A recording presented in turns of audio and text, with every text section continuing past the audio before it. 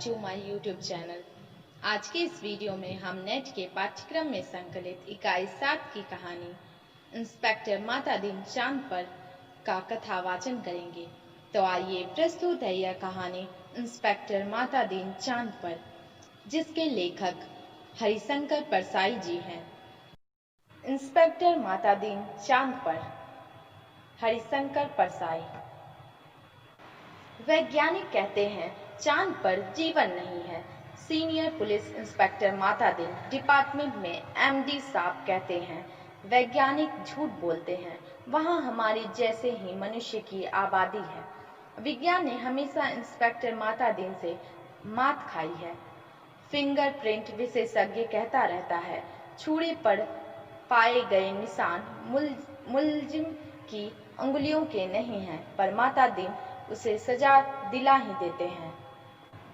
माता दिन कहते हैं ये वैज्ञानिक केस का पूरा इन्वेस्टिगेशन नहीं करते। उन्होंने चांद का उजला हिस्सा देखा और कह दिया वहाँ जीवन नहीं है। मैं चांद का अंधेरा हिस्सा देख कर आया हूँ, वहाँ मनुष्य जाति है। यह बात सही है क्योंकि अंधेरे पक्ष के माता दिन माहिर माने जाते हैं। पूछा जाएगा इंस्पेक्टर माता दिन चांद पर क्यों गए थे? टूरिस्ट की हैसियत से या किसी फरार अपराधी को पकड़ने? नहीं, वे भारत की तरफ से सांस्कृतिक आदान प्रदान के अंतर्गत गए थे। चांद सरकार ने भारत सरकार को लिखा था यूँ हमारी सभ्यता बहुत आगे बढ़ी है, पर हमारी पुलिस में पर्याप्त क्षमता नहीं है। वह अपराधी का पता लगाने और उसे सजा दिलाने में अक्सर सफल नहीं होती। सुना है आपके यहाँ रामराज है, मेहरबानी करके किसी पुलिस अफसर को भेजे जो हमारी पुलिस को शिक्षित कर दे। गृह मंत्री ने सचिव से कहा किसी आईजी को भेज दो। सचिव ने कहा नहीं सर, आईजी नहीं भेजा जा सकता, प्रोटोकॉल का सवाल है। चांद हमारा एक क्षुद्र उपग्रह है, आईजी के रैंक के आदमी को नहीं भेजेंगे, किसी सीनियर इंस्पेक्टर को भेज देता हूँ।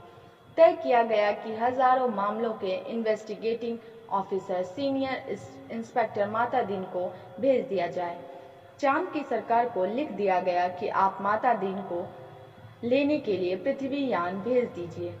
पुलिस मंत्री ने या माता दिन को बुलाकर कहा तुम भारतीय पुलिस की उज्जवल परंपरा के दूत की हैसियत से जा रहे हो।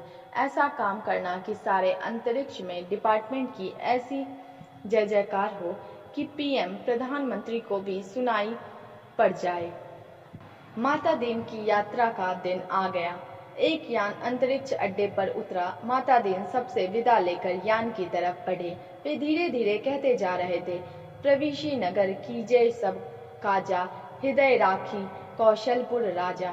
यान के पास पहुंचकर माता दिन ने मुंशी अब्दुल गफूर को पुकारा। मुंशी गफूर ने एड़ी मिलाकर सैल्यूट फटकारा।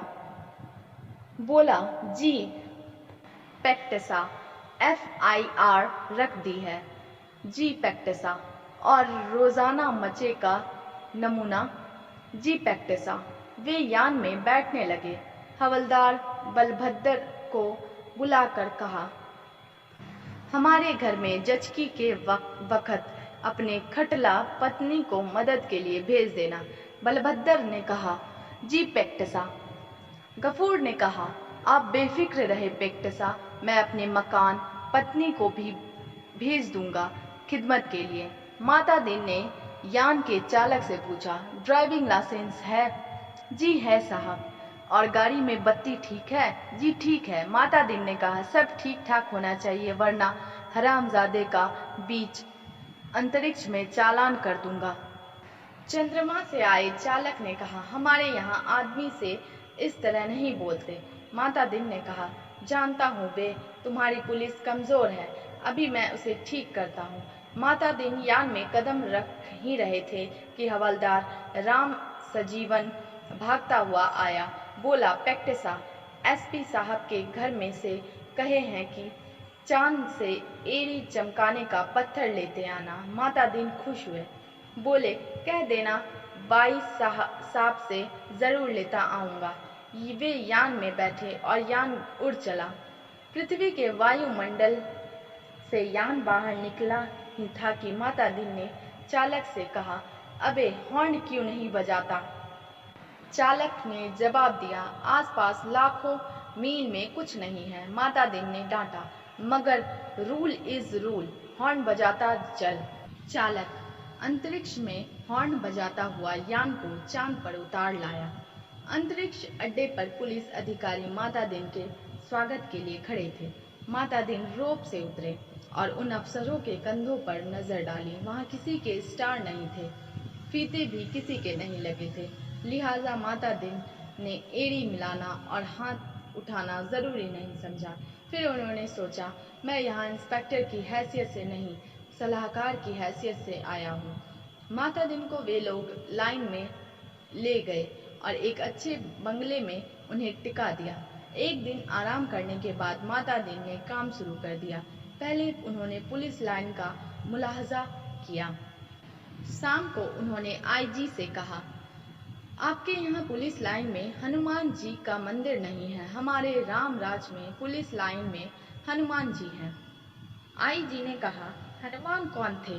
हम नहीं जानते। माता दिन ने कहा, हनुमान का दर्शन हर कर्तव्यपरायण पुलिस वाले के लिए जरूरी है। हनुमान सुग्रीव के यहाँ स्पेशल ब्रांच में थे। उन्होंने सीता माता का पता लगाया था। एब्डक्शन का मामला था, दफा 362। हनुमान जी ने रावण को सजा वहीं दे दी, उसकी प्रॉपर्टी में आग लगा दी। पुलिस को यह अधिकार होना चाहिए कि अपराधी को पकड़ा और वहीं सजा दे दी, अदालत में जाने का झंझट नहीं। मगर यह सिस्टम अभी हमारे रामराज में भी चालू नहीं हुआ है। हनुमान जी के काम से भगवान राम बहुत खुश हुए। वे उन्हें अयोध्या ले आए और टॉन ड्यूटी में तैनात कर दिया। वही हनुमान हमारे आराध्य देव हैं। मैं उनकी फोटो लेता आया हूँ। उस पर से मूर्तियां बनवाइए और यह हर पुलिस लाइन में स्थापित करवाइए। थोड़े ही दिनों में चांद की हर पुलिस लाइन में हनुमान जी स्थापित हो गए। माता दिन जी उन कारणों का अध्ययन कर रहे थे जिनसे पुलिस लापरवाह और अलाल हो गई है। वह अपराधों पर ध्यान नहीं देती, कोई कारण नहीं मिल रहा था। एकाएक उनकी बुद्धि में एक चमक आई। उन्होंने मुंशी से कहा, जरा तनख्वाह का रजिस्टर बताओ। तनख्वाह का रजिस्टर देखा तो सब समझ गए, कारण पकड़ में आ गया। शाम को उन्होंने पुलिस मंत्री से कहा, मैं समझ गया कि आपकी पुलिस मुस्तैद क्यों नहीं है। आप इतनी बड़ी तनख्वाहें देते हैं, इसलिए सिपाही को 500, थानेदार को 1000, ये क्या मजाक है। आखिर पुलिस अपराधी को क्यों पकड़े। हमारे यहाँ सिपाही को 100 और इंस्पेक्टर को 200 देते हैं, तो वे 24 घंटे जुर्म की तलाश करते हैं। आप तनख्वाहें फौरन घटाइए। पुलिस मंत्री ने कहा, मगर यह तो अन्याय होगा। अच्छा वेतन नहीं मिलेगा तो वे काम ही क्यों करेंगे। माता दिन ने कहा, इसमें कोई अन्याय नहीं है। आप देखेंगे कि पहली घटी हुई तनख्वाह मिलते ही आपके पुलिस की मनोवृत्ति में क्रांतिकारी परिवर्तन हो जाएगा। पुलिस मंत्री ने तनख्वाहें घटा दी और 2-3 महीनों में सचमुच बहुत फर्क आ गया। पुलिस एकदम मुस्तैद हो गई, सोते से एकदम जाग गई, चारों तरफ नजर रखने लगी। अपराधियों की दुनिया में घबराहट छा गई। पुलिस मंत्री ने तमाम थानों के रिकॉर्ड बुला कर देखे। पहले से कई गुने अधिक केस रजिस्टर हुए थे। उन्होंने माता दिन से कहा, मैं आपकी सूझ की तारीफ करता हूँ। आपने क्रांति कर दी, पर यह हुआ किस तरह। माता दिन ने समझाया, बात बहुत मामूली है। कम तनख्वाह दोगे तो मुलाजिम की गुजर नहीं होगी। 100 रुपयों में सिपाही बच्चों को नहीं पाल सकता। 200 में इंस्पेक्टर ठाट बाट नहीं मेंटेन कर सकता। उसे ऊपरी आमदनी करनी ही पड़ेगी, और ऊपरी आमदनी तभी होगी जब वह अपराधी को पकड़ेगा। गरज की वह अपराधों पर नजर रखेगा, सचेत, कर्तव्यपरायण और मुस्तैद हो जाएगा। हमारे रामराज के स्वच्छ और सक्षम प्रशासन का यही रहस्य है। चंद्रलोक में इस चमत्कार की खबर फैल गई। लोग माता दिन को देखने आने लगे कि वह आदमी कैसा है जो तनख्वाह कम करके सक्षमता ला देता है। पुलिस के लोग भी खुश थे। वे कहते, गुरु आप इधर ना पधारते तो हम सभी कोड़ी तनख्वाह से ही गुजर करते रहते। सरकार भी खुश थी कि मुनाफे का बजट बनने वाला था। आधी समस्या हल हो गई कि पुलिस अपराधी पकड़ने लगी थी। अब मामले की जांच विधि में सुधार करना रह गया था। अपराधी को पकड़ने के बाद उसे सजा दिलाना माता दीन इंतजार कर रहे थे कि कोई बड़ा केस हो जाए तो नमूने के तौर पर उसका इन्वेस्टिगेशन कर बताएं। एक दिन आपसी मारपीट में एक आदमी मारा गया। माता दीन कोतवाली में आकर बैठ गए और बोले, नमूने के लिए इस केस का इन्वेस्टिगेशन मैं करता हूँ, आप लोग सीखिए। यह कत्ल का केस है। कत्ल के केस में एविडेंस बहुत पक्का होना चाहिए। कोतवाल ने कहा, पहले कातिल का पता लगाया जाएगा, तभी तो एविडेंस इकट्ठा किया जाएगा। माता दीन ने कहा, नहीं, उल्टे मत चलो, पहले एविडेंस देखो, क्या कहीं खून मिला किसी के कपड़ों पर या और कहीं? एक इंस्पेक्टर ने कहा, हाँ, मारने वाले तो भाग गए थे। मृतक सड़क पर बेहोश पड़ा था। एक भला आदमी वहां रहता है, उसने उठाकर अस्पताल भेजा। उस भले आदमी के कपड़ों पर खून के दाग लग गए हैं। माता दीन ने कहा, उसे फौरन गिरफ्तार करो। कोतवाल ने कहा, मगर उसने तो मरते हुए आदमी की मदद की थी। माता दीन ने कहा, वह सब ठीक है, पर तुम खून के दाग ढूंढने और कहाँ जाओगे? जो एविडेंस मिल रहा है उसे तो कब्जे में करो। वह भला आदमी पकड़कर बुलवा लिया गया। उसने कहा, मैंने तो मरते आदमी को अस्पताल भिजवाया था, मेरा क्या कसूर है? चांद की पुलिस उसकी बात से एकदम प्रभावित हुई। माता दीन प्रभावित नहीं हुए। सारा पुलिस महकमा उत्सुक था कि अब माता दीन क्या तर्क निकालते हैं। माता दीन ने उससे कहा, पर तुम झगड़े की जगह गए क्यों? उसने जवाब दिया, मैं झगड़े की जगह नहीं गया, मेरा वहाँ मकान है, झगड़ा मेरे मकान के सामने हुआ। अब फिर माता दीन की प्रतिभा की परीक्षा थी। सारा महकमा उत्सुक देख रहा था। माता दीन ने कहा, मकान तो ठीक है, पर मैं पूछता हूँ, झगड़े की जगह जाना ही क्यों? इस तर्क का कोई जवाब नहीं था। वह बार बार कहता, मैं झगड़े की जगह नहीं गया, मेरा वही मकान है। माता दीन उसे जवाब देते, सो ठीक है, पर झगड़े की जगह जाना ही क्यों? इस तर्क प्रणाली से पुलिस के लोग बहुत प्रभावित हुए। अब माता दीन जी ने इन्वेस्टिगेशन का सिद्धांत समझाया। देखो, आदमी मारा गया है तो यह पक्का है किसी ने उसे जरूर मारा। कोई कातिल है, किसी को सजा होनी है। सवाल है, किसको सजा होनी है? पुलिस के लिए यह सवाल इतना महत्व नहीं रखता जितना यह सवाल कि जुर्म किस पर साबित हो सकता है या किस पर साबित होना चाहिए। कत्ल हुआ है तो किसी मनुष्य को सजा होगी ही, मारने वाले को होती है या बेकसूर को, यह अपने सोचने की बात नहीं है। मनुष्य सब बराबर हैं, सब में उसी परमात्मा का अंश है। हम भेदभाव नहीं करते, यह पुलिस का मानवतावाद है। दूसरा सवाल है, किस पर जुर्म साबित होना चाहिए? इसका निर्णय इन बातों से होगा। क्या वह आदमी पुलिस के रास्ते में आता है? क्या उसे सजा दिलाने से ऊपर के लोग खुश होंगे? माता दीन को बताया गया कि वह आदमी भला है, पर पुलिस अन्याय करे तो विरोध करता है। जहां तक ऊपर के लोगों का सवाल है, वह वर्तमान सरकार की विरोधी राजनीति वाला है। माता दीन ने टेबल ठोक कर कहा, फर्स्ट क्लास केस, पक्का एविडेंस और ऊपर का सपोर्ट। एक इंस्पेक्टर ने कहा, पर हमारे गले यह बात नहीं उतरती है कि एक निरपराध भले आदमी को सजा दिलाई जाए।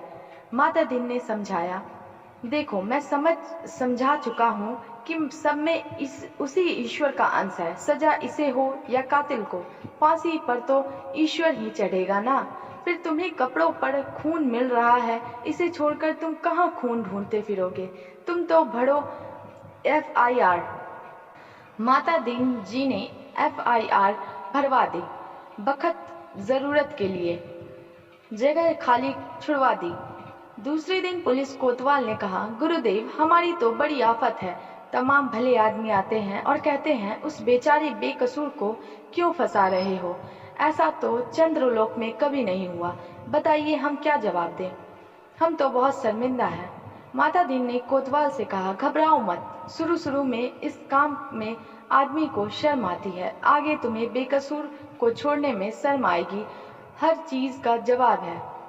अब आपके पास जो आए उसे कह दो। हम जानते हैं वह निर्दोष है, पर हम क्या करें? यह सब ऊपर से हो रहा है।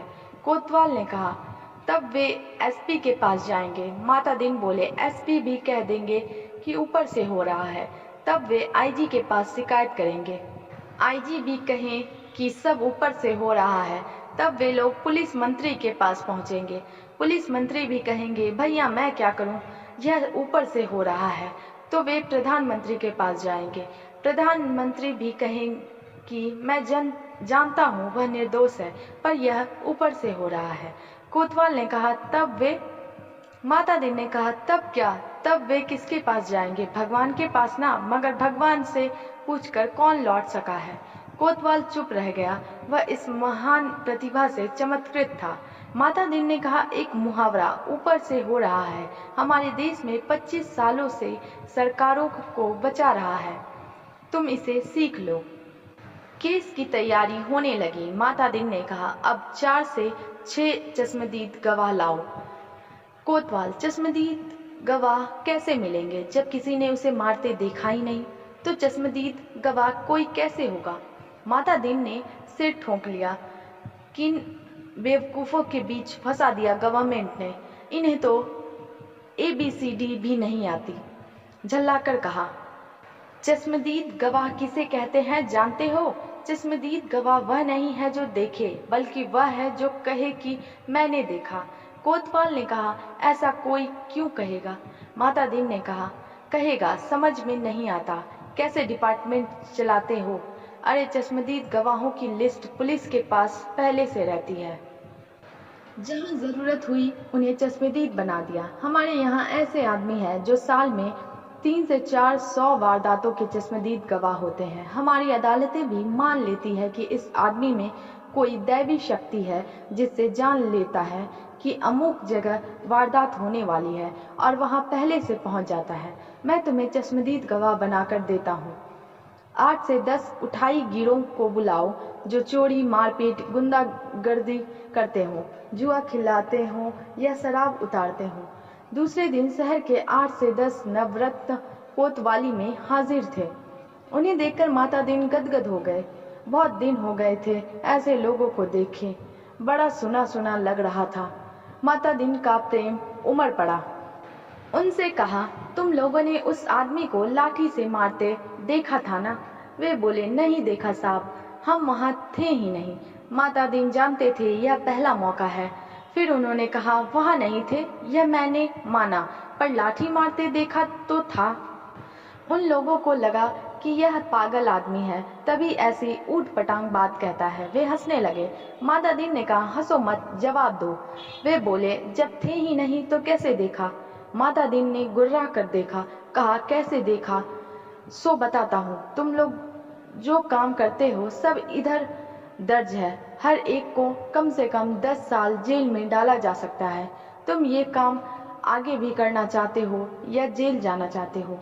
वे घबराकर बोले, साहब हम जेल नहीं जाना चाहते। माता दीन ने कहा, ठीक, तो तुमने उस आदमी को लाठी मारते देखा ना? वे बोले, देखा साहब, वह आदमी घर से निकला और जो लाठी मारना शुरू किया तो वह बेचारा बेहोश होकर सड़क पर गिर पड़ा। माता दीन ने कहा, ठीक है, आगे भी ऐसी वारदातें देखोगे? वे बोले, साहब जो आप कहेंगे सो देखेंगे। कोतवाल इस चमत्कार से थोड़ी देर को बेहोश हो गया। होश आया तो माता दीन के चरणों पर गिर पड़ा। माता दीन ने कहा, हटो, काम करने दो। कोतवाल पांवों से लिपट गया, कहने लगा, मैं जीवन भर इन श्री चरणों में पड़ा रहना चाहता हूँ। माता दीन ने आगे की सारी कार्य प्रणाली तय कर दी। FIR बदलना, बीच में पन्ने डालना, रोजाना मचा बदलना, गवाहों को तोड़ना, सब सिखा दिया। उस आदमी को 20 साल की सजा हो गई। चांद की पुलिस शिक्षित हो चुकी थी। धड़ाधड़ केस बनने लगे और सजा होने लगी। चांद की सरकार बहुत खुश थी। पुलिस की ऐसी मुस्तैदी भारत सरकार के सहयोग का नतीजा था। चांद की संसद ने एक धन्यवाद का प्रस्ताव पास किया। एक दिन माता दीन जी का सार्वजनिक अभिनंदन किया गया। वे फूलों से लदे खुली जीप पर बैठे थे। आसपास जय जयकार करते हजारों लोग वे हाथ जोड़कर अपने गृह मंत्री की स्टाइल में जवाब दे रहे थे। जिंदगी में पहली बार ऐसा कर रहे थे, इसलिए थोड़ा अटपटा लग रहा था। 26 साल पहले पुलिस में भर्ती होते वक्त किसने सोचा था कि एक दिन दूसरे लोक में उनका ऐसा अभिनंदन होगा। वे पछताए। अच्छा होता कि इस मौके के लिए कुर्ता, टोपी और धोती ले आते। भारत के पुलिस मंत्री टेलीविजन पर बैठे यह दृश्य देख रहे थे और सोच रहे थे, मेरी सद्भावना यात्रा के लिए वातावरण बन गया। कुछ महीने निकल गए। एक दिन चांद की संसद का विशेष अधिवेशन बुलाया गया। बहुत तूफान खड़ा हुआ। गुप्त अधिवेशन था, इसलिए रिपोर्ट प्रकाशित नहीं हुई, पर संसद की दीवारों से टकराकर कुछ शब्द बाहर आए। सदस्य गुस्से से चिल्ला रहे थे, कोई बीमार बाप का इलाज नहीं कराता, डूबते बच्चों को कोई नहीं बचाता, जलते मकान की आग कोई नहीं बुझाता, आदमी जानवर से बदतर हो गया, सरकार फौरन इस्तीफा दे। दूसरे दिन चांद के प्रधानमंत्री ने माता दिन को बुलाया। माता दिन ने देखा वे एकदम बूढ़े हो गए थे। लगा ये कई रात सोए नहीं हैं। रुआंसे होकर प्रधानमंत्री ने कहा, माता दिन जी, हम आपके और भारत सरकार के बहुत आभारी हैं। अब आप कल देश वापस लौट जाइए। माता दिन ने कहा, मैं तो टर्म खत्म करके ही जाऊंगा। प्रधानमंत्री ने कहा, आप बाकी टर्म का वेतन ले जाइए, डबल ले जाइए, तिबल ले जाइए। माता दिन ने कहा, हमारा सिद्धांत है, हमें पैसा नहीं, काम प्यारा है। आखिर चांद के प्रधानमंत्री ने भारत के प्रधानमंत्री को एक गुप्त पत्र लिखा। चौथे दिन माता दिन जी को वापस लौटने के लिए अपने आईजी का ऑर्डर मिल गया। उन्होंने एसपी साहब के घर के लिए एड़ी चमकाने का पत्थर यान में रखा और चांद से विदा हो गए। उन्हें जाते देख पुलिस वाले रो पड़े। बहुत अरसे तक यह रहस्य बना रहा कि आखिर चांद में ऐसा क्या हो गया कि माता दिन जी को इस तरह एकदम लौटना पड़ा।